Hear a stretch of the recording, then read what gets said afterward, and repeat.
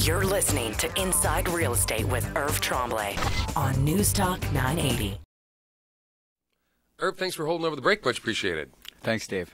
We're talking about a market where there's a lot of listings right now. Some 1,600 were listed in the month of August. A pretty big number for that month, a 10-year high. It's going to mean different things to, well, yourself as an agent. And we started to touch on what it means for a seller. One of the key things you said, make sure your agent knows what they're doing. If you're coming onto the market like this, make sure you're priced appropriately. If you're not priced correctly, you're just going to sit. There's still more, though, that sellers really should be aware of in a market like this. I can't help but smile and laugh when you say that, because back in 2007, we had a terrific market from January till June. I'd go out. A seller would think their house is worth $300. If they got $300, they thought that was terrific. I tell them, no, we need to price it at $330. Oh, are you sure you can get that? I sold it close to that or at $330. They loved me. But by July, I can tell you it was a different story. And they think their house is worth $350 now because prices went up. A different client, but looking at those sales. And I had to tell them that the market has changed and it's $315. And I remember explaining this to a lady one time. They had their house priced at $725 privately, and I told them it probably wouldn't be worth $600. And I told her why, and I said that to her. I said, early in the year, people really loved me, but now I go out in 4 or 5 appointments. They don't like me so much. Mm-hmm. And she leaned across the table and said, believe me, Irv, I'm hating you already. So it reminds me of that. So, you have to look at the competition. And especially in this market, we get sellers always caught up pricing where their competition is. And we've talked about this and talked about it, and it still happens. And it's a natural thing for the seller. You have to have an agent to explain and communicate why that's not going to work for me to price my home the same price as yours when yours is not selling in this market and we're competing with 15 homes. And you're pricing to failure at that point, aren't you? You're you pricing are. to fail. And you must price better. Well, I've got the granite countertops. Great. The buyer will really appreciate those, and it's good value only if they're not paying for it. Mm-hmm. It's a bonus to the buyer. You're priced like your neighbor, but you've got that new furnace and you've got the granite countertops. At no extra money, they'll choose your house. But if you want to charge them $8,000, they're not going to buy it. It's a wash at that stage of the game. Exactly. There's no competitive advantage there. No. It's not an addition to the buyer at that point. So you have to price well. You have to have easy access. You can't have showings between 2 and 7 Monday to Friday in this market because agents, being agents, will go out and show the other 15 houses that they can get into easily. What about additional commissions? Oh, in a market like this, is Dave. this something? I mean, I know this is the bad thing to say, and making real estate agents making money, but well, it works great. You've got 15 houses you're competing with, and let's say they're all at 5%, and your house is a $300,000 house, and you need to sell it. Offer an additional $3,000 or 1% commission. Yes, it's $3,000, but it often will make the difference between selling and not selling. And if you're a seller and you don't believe that, that's what makes the world go around often to people selling, is getting paid more money for the same job.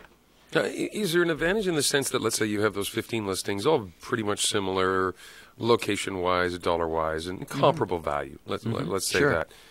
You have an extra point that you put on. Sure. So let's say that extra $3,000. So rather than picking, say, 5 or 6 of these homes to show a buyer, potentially would they make sure that your home is one of those 5 or 6 all the time? Absolutely. They will do that.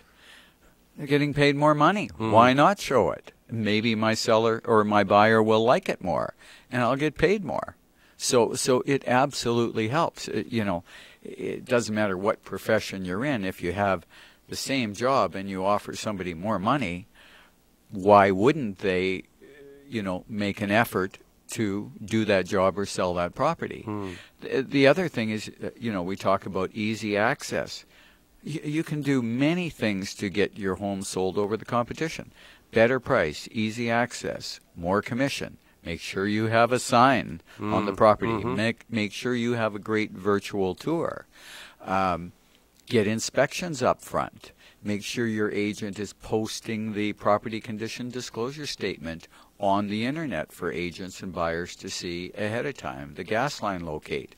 You could get a building inspection or an engineer's report. You could offer creative financing and finance the buyer.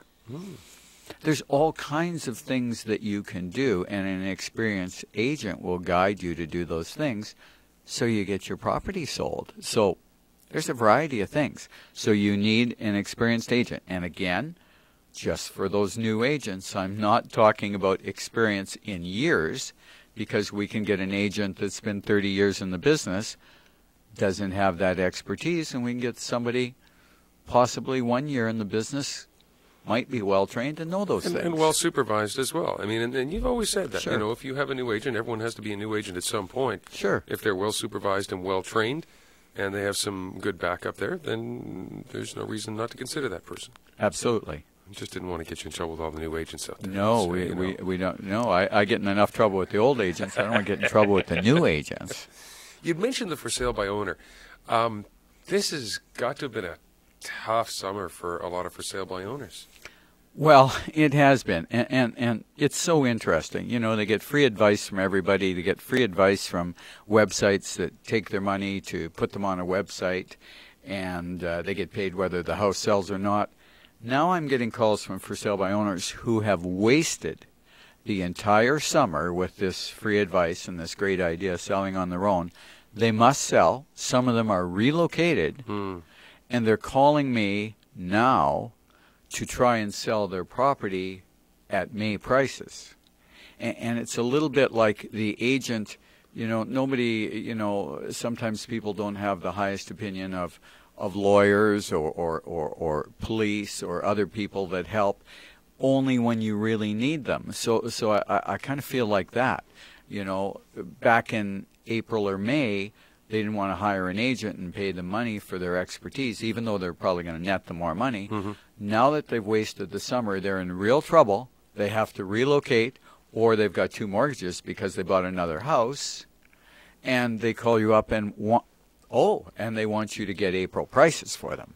Well, and this is the thing, and this is off the top of my head. I don't have the numbers in front of me, but April, it seems to me, there was half or less listings out there. I mean, now you're over 1,600, and again, I'm picking that number out of the hat, but there were less listings. It was 500. not as much of a buyer's market. 500. So the question is to me, or I'll pose to you, if you were a buyer, and or better yet, you are an agent, and there's 1,600 homes on the MLS system, in a really good pool of sellers that have probably been schooled by their agent and they're motivated to choose from.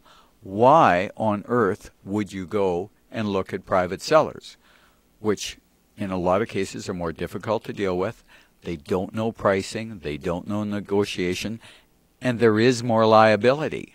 And there's certainly more work for an agent putting a for sale by owner transaction together. Even though the for sale by owner says I've got a lawyer and they know what they're doing, usually that agent has more work to do to guide them to get the transaction completed. Irv, the time goes quickly. It does. Irv's website, by the way, a lot of the things we talk about, previous programs, are all available on Irv's website, www.irvsells.ca. That's irvsells.ca.